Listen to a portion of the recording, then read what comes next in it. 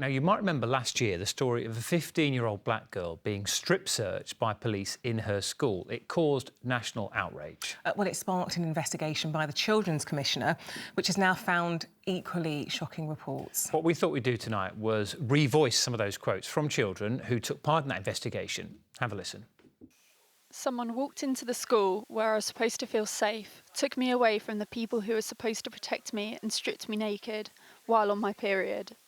On the top of preparing for the most important exams of my life, I can't go a single day without wanting to scream, shout, cry, or just give up. They just do searches for the sake of doing it. I've seen farm animals going to a slaughterhouse get treated better than what the police can treat you when they search you sometimes. It almost felt like a bit of a joke to them. It didn't feel that serious. It was like, again, humiliating. It felt like they were humiliating me.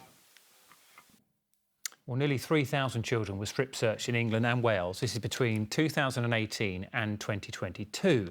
And black children were 6 times more likely to be searched, and it's thought over half of them were searched without an appropriate adult present. Some of those searches took place in the back of police vans, fast food restaurants and even amusement parks. Well, earlier we spoke to Dr. Shabna Begum from race equality think tank, the Runnymede Trust. We began by asking her what her response was to that report.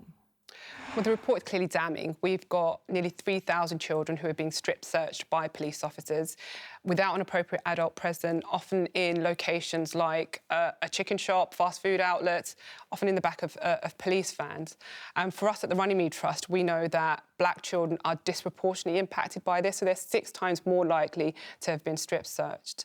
And if we think back to Child Q is what triggered all of these different investigations, actually. So the deeply traumatic events of Child Q, a 15-year-old girl who was strip-searched in school, serious safeguarding failures on the part of her school and her school teachers, who allowed 2 police officers to strip-search her, to invite her to expose her intimate body parts, and nothing was found. So the Children's Commissioner's report today is off the back of what happened to Child Q, which has revealed that wasn't an isolated incident.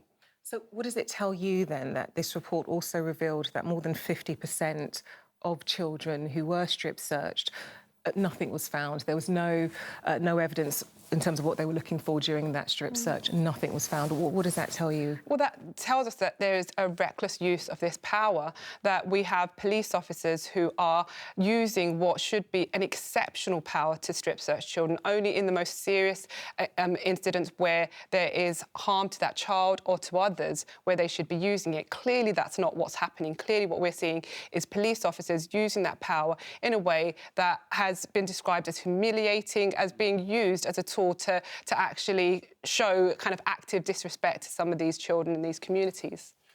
What's the change? Is there one particular change you think that has to happen? Is it a series of reforms? There needs to be serious change, right? So we have seen the Casey report from last week, today's report about strip searching. There are serious institutional failures, institutional racism, institutional misogyny. And we would argue at the Runnymede Trust that this is a crisis. We are seeing a crisis in our policing system and we need a crisis response. And right now, the promises for reform, for the resolve, for further action just don't feel good enough. We do need to see greater leadership, we need to see government intervention in this, and we need to see a serious change, because the trust that we place in policing in our communities has been seriously eroded, and these reports and the promises for reform just simply aren't good enough. Dr. Shabna Begum, really good to talk to you. Thank you very much for coming in.